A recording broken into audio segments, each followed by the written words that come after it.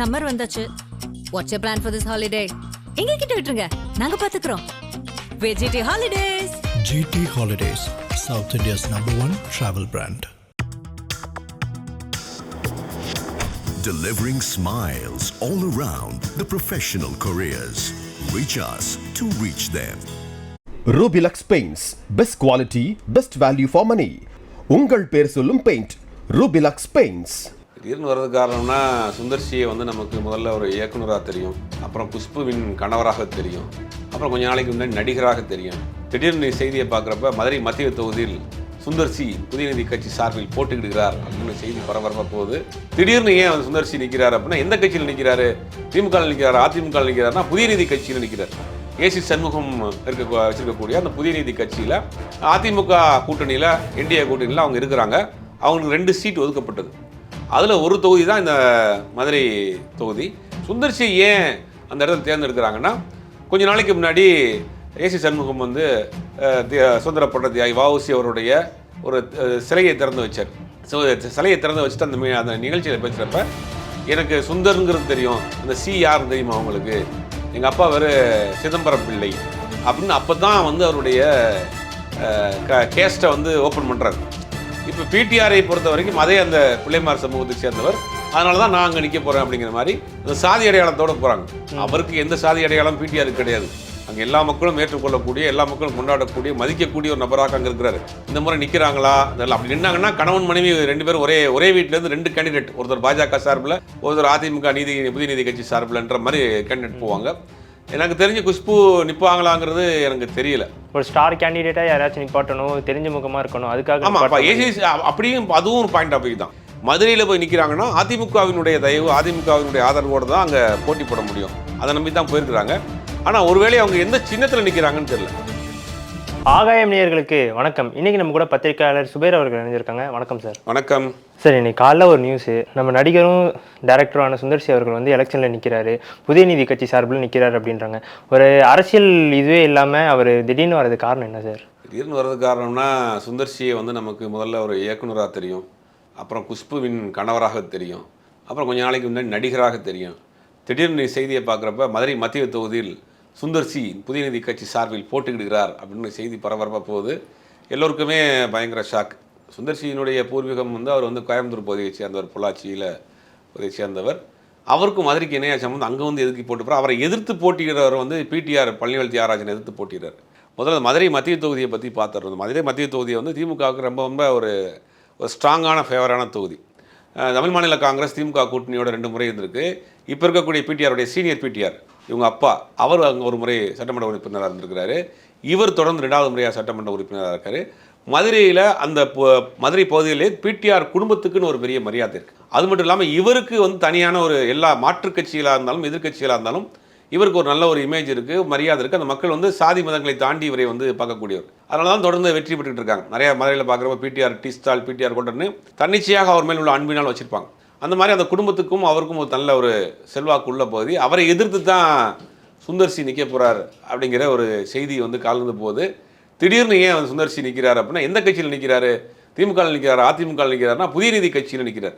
AC Shanmugam வச்சிருக்கக்கூடிய அந்த புதிய நீதி கட்சியில் அதிமுக கூட்டணியில் என்டிஏ கூட்டணியில் அவங்க இருக்கிறாங்க.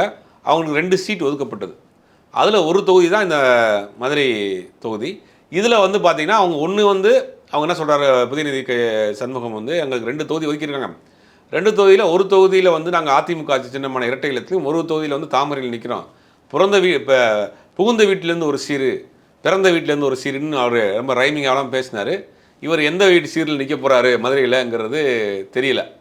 இவர் இரட்டையில் நிற்க போகிறாரா, தாமரையில் நிற்க போகிறாரா நிற்கிறது தெரியல. இது எதிர்த்து நிற்கிறவர் பிடிஆர் அப்படிங்கிறது அவருக்கான செல்வாக்குங்கிறதெல்லாம் நம்ம பார்க்குறோம். அதை எதிர்த்து தான் சுந்தர்சி நிற்க வேண்டியது இருக்குது. சுந்தர்சி ஏன் அந்த இடத்துல தேர்ந்தெடுக்கிறாங்கன்னா கொஞ்ச நாளைக்கு முன்னாடி ஏசி சண்முகம் வந்து சுதந்திரப்பட்ட தியாகி வஉசி அவருடைய ஒரு சிலையை திறந்து வச்சார். சிலையை திறந்து வச்சுட்டு அந்த நிகழ்ச்சியில் பேசுகிறப்ப எனக்கு சுந்தருங்கிறது தெரியும், அந்த சி யாருன்னு தெரியுமா அவங்களுக்கு, எங்கள் அப்பா வேறு சிதம்பரம் பிள்ளை அப்படின்னு அப்போ தான் வந்து அவருடைய கேஸ்ட்டை வந்து ஓப்பன் பண்ணுறாரு. அப்போ இவங்கெல்லாம் வந்து ஒரு அமைப்பு வச்சுருக்காரு. ஏசி சண்முகம் வந்து அந்த விளையாளர் அமைப்புன்னு ஒரு அமைப்பு வச்சுருக்காரு. இவரும் அதே கம்யூனிட்டியை சேர்ந்தவர். இப்போ பிடிஆரை பொறுத்த வரைக்கும் அதே அந்த பிள்ளைமார் சமூகத்தை சேர்ந்தவர், அதனால தான் நான் அங்கே நிற்க போகிறேன் அப்படிங்கிற மாதிரி அந்த சாதி அடையாளத்தோடு போகிறாங்க. அவருக்கு எந்த சாதி அடையாளம் பிடிஆருக்கு கிடையாது. அங்கே எல்லா மக்களும் ஏற்றுக்கொள்ளக்கூடிய, எல்லா மக்களும் கொண்டாடக்கூடிய, மதிக்கக்கூடிய ஒரு நபராக அங்கே இருக்கிறாரு. அந்த குடும்பத்துக்கு ஒரு பெரிய மரியாதை இருக்குது. ஆனால் இவர் என்ன பண்ணுறாரு, நம்ம அந்த சமூகத்தை சேர்ந்தவர்னால இவருக்கு அந்த சீட் கொடுக்கப்பட்டிருக்கு. அவர் பிடிஆருடைய சமூகத்துக்கு சேர்ந்தவர் தான் இவரும் அப்படிங்கிறதுனால எங்கேயோ இருக்கிற ஒருத்தர் கொண்டு வந்து போட்டிருக்காங்க. அந்த தொகுதிக்கும் அவருக்கும் சம்மந்தமே இல்லை. ஒருவேளை வேட்பாளர் கிடைக்காம போட்டாங்களா, இல்லை சுந்தர்சிக்கு ஆசை இருக்காங்கிறது தெரியல. குஷ்பு தான் வேட்பாளராக ஏதாவது தொகுதியில் பாஜக சார்பில் நிற்க போகிறாங்க ஒன்றும் அப்படின்னு நம்ம பேசிட்டு இருந்தாங்க. ஒன்றும் அந்த லிஸ்ட் வரல. ஒருவேளை இப்போ குஷ்பு தரப்புலேருந்து ரெக்கமெண்ட் பண்ணி வாங்கியிருக்காங்களா, இல்லை இவரே பண்ணுறாங்களான்னு தெரியல. சுந்தர்சிக்கும் ஏசி சண்முகத்துக்கும் நல்ல நட்பு இருக்குது. ஏற்கனவே அரமனை 4லாம் அவர் வச்சு டைரக்ட் பண்ணார். ஏசி சண்முகம் படமும் பண்ணுறார். பென்ஸ் மீடியான்னு ஒரு கம்பெனி வச்சுருக்கேன். அந்த கம்பெனியில் தொடர்ந்து சுந்தர்சி நிறையா படங்கள் டைரக்ட் பண்ணுறாரு. இப்போ கூட ஒரு படம் டைரக்ட் பண்ண போகிறார். அப்போ ரொம்ப நெருக்கமாக நட்பில் இருக்கிறாங்க. அந்த நட்பின் அடிப்படையில் 2 சீட் கொடுத்துருக்காங்க. யாரை வச்சு நிப்பாட்டுறது, சரி நீங்களும் நில்லுங்க அப்படின்னு சொல்லிட்டாரு போல். அதனால் அவரை அங்கே தேர்ந்தெடுத்துருக்குறாங்க. இது கண் முன்னாடி தெரியுது அந்த வெற்றி வாய்ப்பு எப்படி இருக்குன்னு. ஏன்னா சம்மந்தம் இல்லை, அந்த பகுதிக்கு சம்மந்தம் இல்லை, தொகுதிக்கு சம்மந்தம் இல்லை. எதிர்த்து நிற்கிறவர் ஒரு அந்த பகுதியில் ஒரு மரியாதைக்குரிய நபராக இருக்கார். ஸ்ட்ராங்கான ஹோல்டாக இருக்குது. திமுக, காங்கிரஸ், கம்யூனிஸ்டுகளுக்கு அங்கே மதுரையில் பெரிய ஒரு பேஸ் இருக்குது. அதை எதிர்த்து சுந்தர்சி நிற்கணும். எதுக்காக இந்த முடிவு எடுத்தார் சுந்தர்சிங்கிறது தெரியல. மதுரையில் 2 பேருக்கு ஆதிக்கம் ஜாஸ்தின்னு சொல்லலாம். ஒன்று மூர்த்தி, இன்னொன்று பிடிஆர் அவர்களுக்கு. இவங்களுக்கு எதிர்த்து இவரால் போட்டிட்டு ஜெயிக்க முடியும்னு நினைக்கிறீங்களா? இல்லை, மூர்த்தியை பொறுத்த வரைக்கும் அவர் ஒரு பகுதியினுடைய மாவட்ட செயலாளர், கிரவுண்ட் லெவல் பாலிடிக்ஸ். இவர் பாலிடிக்ஸை தாண்டி இந்த குடும்பத்துக்கான ஒரு மரியாதை இருக்குது. மதுரையில் பிடிஆர் ஃபேமிலிக்கும் ஒரு மரியாதை இருக்குது. அது சாதி, மதம், அரசியல் தாண்டி அந்த குடும்பத்துக்கான ஒரு மரியாதை இருக்குது. ஏன்னா ஜெனுவனான ஒரு குடும்பம், ஜெனுவனான அரசியல்வாதி அப்படிங்கிற மரியாதை இருக்குது. ஏற்கனவே நான் பார்த்துருக்கோம். மாற்றுக் கட்சிகளை சேர்ந்தவங்க கூட பிடிஆருடைய செயல்பாடுகள், பிடிஆருடைய அந்த அணுகுமுறையை வரவேற்பாங்க. அந்த மாதிரியான ஒரு ஆள். அவர் எப்படி ஜெயிப்பார் அப்படிங்கிறதெல்லாம் நமக்கு ஒரு பெரிய கேள்விக்குறியாக இருக்குது. அதுவும் இல்லாமல் சம்மந்தமில்லாத ஒரு தொகுதி அவருக்கு. அவர் பகுதி சேர்ந்த தொகுதியாக இருந்தால் கூட பரவாயில்ல. மதுரையை பற்றி ஒரு படம் எடுத்திருந்தால் கூட அதுக்கு ஏதாவது காரணம் சொல்லலாம். சம்மந்தமே இல்லாமல் நிற்கிறாரு. அவருக்கு ரொம்ப ஒரு கடுமையான ஒரு போட்டியாக தான் இருக்கும். சரி, இப்போ குஷ்பு அவர்களுக்கு சீட் கிடைக்கும்னு நினைக்கிறீங்க? ஏன்னா ஒரு ட்வீட் ஒன்று போட்டிருந்தாங்க நிற்க போகிறேன்ட்டு. எந்த தொகுதி ஏதாச்சும் ஐடியா? ஏற்கனவே போன முறை 2021 1000 விளக்கு தொகுதியில் குஷ்பு போட்டி போட்டாங்க. இந்த முறை நிற்கிறாங்களா அதெல்லாம்? அப்படி நின்னாங்கன்னா கணவன் மனைவி 2 பேரும் ஒரே வீட்டிலேருந்து 2 கேண்டிடேட், ஒருத்தர் பாஜக சார்பில், ஒருத்தர் அதிமுக புதிய நீதி கட்சி சார்பில்ன்ற மாதிரி கேண்டிடேட் போவாங்க. எனக்கு தெரிஞ்சு குஷ்பு நிற்பாங்களாங்கிறது எனக்கு தெரியல. ஏன்னா ஒரே வீட்டிலேருந்து 2 கேண்டிடேட் எப்படி போகிறாங்கிறதில்ல. அப்படி நின்னாங்கன்னா காலையில் இவர் ஒரு பக்கம் பிரச்சாரத்துக்கு போவார், அவர் ஒரு பக்கம் பிரச்சாரத்துக்கு போவார் அப்படின்ட்டு போவாங்க. இந்தியா லைன்ஸ் தானே சார், அது பிரச்சனை வராதுல்ல? இல்லை, பிரச்சனை வராது. 2 பேருமே நிற்க போகிறாங்க. அவங்க டேரெக்டாக பிஜேபியில் நிற்கிறாங்க, இவங்க பிஜேபி அலையன்ஸில் நிற்கிறாங்க. அதுதான் வித்தியாசம். இப்போ மற்றபடி அதுக்கு ஒன்றும் பிரச்சனை இல்லை. குஷ்புவை பொறுத்த வரைக்கும் ஏற்கனவே 2021 ஏற்கனவே சொன்ன மாதிரி 1000 விளக்கில் நின்னாங்க. கட்சி என்ன முடிவு பண்ண போகுது? இப்போ 1000 விளக்கு இந்த முறை இல்லை. அப்படிங்கும் போது அதை என்ன பண்ண போகிறாங்கன்னு தெரியல. ஓகே சார், இப்போ ரஜினியோட படத்தை அவர் இயக்கிறதா இருந்துச்சு, அப்புறம் மட்டும் வெளியே வந்தாங்க. இந்த அரசியலோட காரணத்துக்காக தான் வெளியே வந்திருப்பாருன்னு இது பண்ணலாமா? இல்லை, அதுக்கும் இதுக்கும் முடிச்சு போட வேண்டாம். நம்மளே ஏற்கனவே பேசியிருக்கிறோம். அது கதை சம்பந்தமான ஒரு பிரச்சனை இருந்துச்சு. சுந்தர்சி தயாரித்த ஒரு கதை ரஜினிகாந்துக்கு பிடிக்கல, சில மாற்றங்கள் சொன்னார். அதனால் திருப்பி அதை மாற்ற முடியல. அப்படிங்கிறதுனால அந்த கதை சம்பந்தமான ஒரு டிசிஷனில் 2 பேருக்கும் ஒரு சின்ன ஒரு கருத்து வேறுபாடு ஏற்பட்டதுனால அதில் சுந்தர்சி விளையிட்டார். அதுக்கும் ரஜினிகாந்த் அரசியல்வாதியே கிடையாது, இவர் அங்கேருந்து தூக்குறதுக்கு காரணம் கிடையாது. நம்ம அப்படிலாம் கதை கட்ட வேண்டிய அவசியம் கிடையாது. அது கதை சம்பந்தமான பிரச்சனை தான்.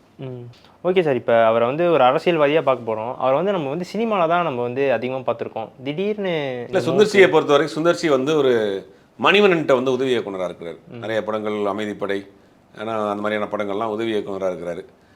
சீமான், சுந்தர்சியில் ஒரே இயக்குனர்கிட்ட வேலை பார்த்தவங்க. இன்றைக்கி நாம் தமிழர் கட்சி சீமான், சுந்தர்சியெல்லாம் மணிவண்ணன்ட்ட உதவியாளராக இருந்தாங்க.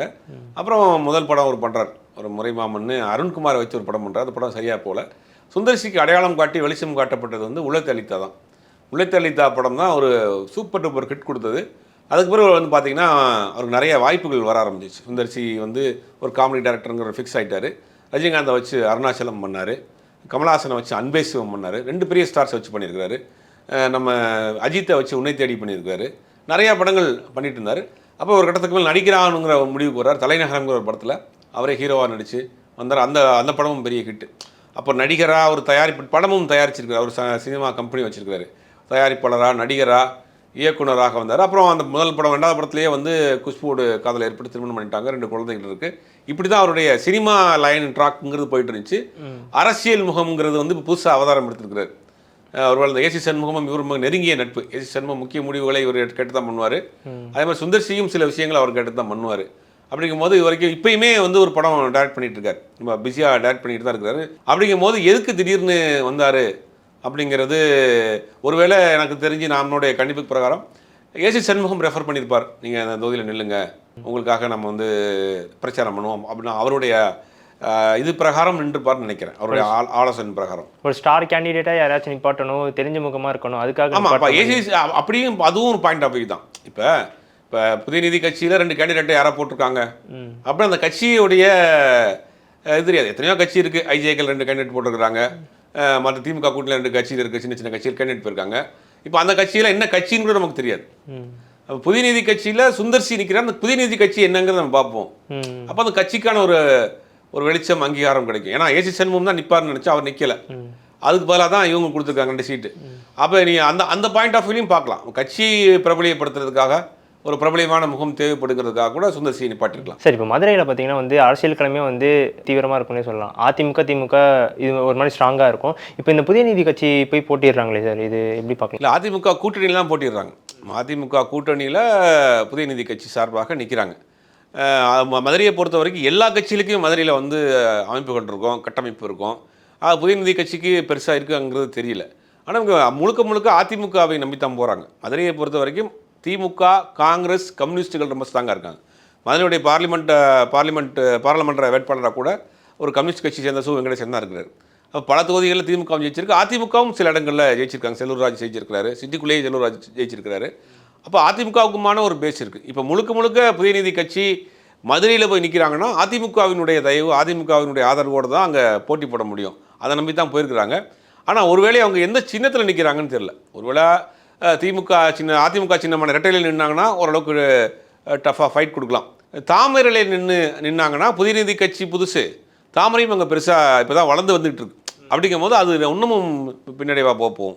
அப்போ இது என்ன முடிவை அவங்க எடுக்க போகிறாங்க? தாமரையில் நிற்க போகிறாங்களா, இல்லை ரெட்டையில் நிற்க போகிறாங்களா அப்படிங்கிறதெல்லாம் ஒன்றும் முடிவாகலை. ஆனால் மதுரை அரசியல் களத்தை பொறுத்த வரைக்கும் மண்ணின் மைந்தர்களுக்கு பார்ப்பாங்க. செல்லூர் ராஜெலாம் தொடர்ந்து ஜெயிச்சுட்டே இருக்கிறாருன்னா செல்லூர் ராஜ் இருக்கக்கூடிய பகுதி வந்து அந்த ரொம்ப பெரிய மாளிகையெல்லாம் போய் அவர் குடியிருக்கல. அந்த பகுதியில் மக்களாக இருக்கிறார். இனி எந்த நேரம் வேணாலும் செல்லூர் ராஜை போய் பார்க்கலாம். அங்கே இருக்கக்கூடிய அரசியல்வாதிகளே அவங்க அப்படி தான் பார்ப்பாங்க. ரெண்டாவது அந்த மாதிரியான தென் மாவட்ட அரசியலை பொறுத்த வரைக்கும் நம்ம நிகழ்ச்சிக்கு வரணும்னு நினைப்பாங்க. இப்போ நீங்கள் ஒரு கல்யாண வீட்டுக்கு காது குத்து கருமாறி, என் வீட்டுக்கு எம்எல்ஏ வரணும்பா, என் வீட்டுக்கு அமைச்சர் வரணும்பா, என் வீட்டுக்கு அந்த ஏரியா கவுன்சிலர் வரணும்ப்பான்னு நினைப்பாங்க. அப்போ மக்களோடு நெருக்கமாக இருக்கிறாங்க, மக்களோடு கூட இருக்கிறாங்க, நம்ம எந்த நேரத்தில் அணுகக்கூடிய இடத்துல இருக்கக்கூடிய ஆட்களை தான் அவங்க வந்து தேர்ந்தெடுப்பாங்க. மக்களாக இருக்கக்கூடிய ஆட்கள் தான் தேர்ந்தெடுப்பாங்க. அதனால தான் செல்லூர் ராஜெலாம் மாதிரியான ஆட்கள்லாம் தொடர்ந்து அவங்க வெற்றி பெற்றுட்டு இருக்காரு. ஏன்னா அவர் அந்த பகுதியில் இருக்கிறார், இந்த நேரம் வேணாலும் பார்த்துடலாம். அப்படி இருக்கக்கூடிய ஒரு சூழ்நிலை. பிடிஆருக்கு ஒரு குடும்பத்துக்கு அங்கே ஒரு பாரம்பரிய நேம் இருக்குது. அவரும் அவ்வளோ பெரிய பான் வித் சில்வர் ஸ்பூனாக இருந்தால் எளிமையாக இருப்பார், அது ஈஸியாக அவர் அக்சஸ் பண்ணக்கூடிய இடத்துல இருக்கிறாரு. அப்படிங்கிறதெல்லாம் அந்த பக்கத்தில் ஒரு பெரிய ப்ளஸ். இதெல்லாம் மீறி ஒரு புதிய கட்சி வேறு மாநிலத்தில் வேறு மாவட்டத்தில் பரபரப்பாக செயல்பட்டு இருக்கக்கூடிய ஒரு கட்சி அதிமுக ஆதரவோடு எந்த சின்னத்தில் மதுரையில் போய் போட்டி போட்டு வென்றெடுக்க வேணும். நான் என்னுடைய கால்குலேஷன் பிரகாரம் பார்த்தா ஏற்கனவே நம்ம சொன்ன மாதிரி தான் கட்சியை பிரபலப்படுத்துறதுக்காக சுந்தர் சிங்கிற ஒரு சினிமா முகம், ஒரு வெளிச்சம் தேவைப்படுதுன்னு அவர் கொண்டு போய் அங்கே நிப்பாட்டிட்டு தென் மாவட்டத்தில் இந்த கட்சியை அடுத்து கட்டமாக வளர்த்து கொண்டு போகலாங்கிற ஒரு ஐடியாவில் நிப்பாட்டிருக்காருங்கிறது தான் தெரியுது. இப்போ அவர் ரெட்டலையில் நின்றாருன்னா ஒரு டஃப் கொடுக்கலாம்ல சார்? அங்கே ரெட்டலையில் நின்றாருன்னா ஓரளவுக்கு டஃப் கொடுக்கலாம். ஆனால் ஜெயிப்பாராங்கிறதுலாம் ரொம்ப கஷ்டம் தான். ஏன்னா பிடிஆருக்கான ஒரு செல்வாக்கு அங்கே குறையாம தான் இருக்குது. சரி சார், உங்கள் நேரத்துக்கும் கருத்துக்கும் ரொம்ப நன்றி சார். சம்மர் வந்தாச்சு. What's your plan for this holiday? எங்க கிட்ட விட்டுருங்க, நாங்க பாத்துக்கிறோம். VGT Holidays. GT Holidays, South India's #1 travel brand. Delivering smiles all around the professional careers. Reach us to reach them. Rubilux Paints, best quality, best value for money. உங்கள் பேர் சொல்லும் paint Rubilux Paints.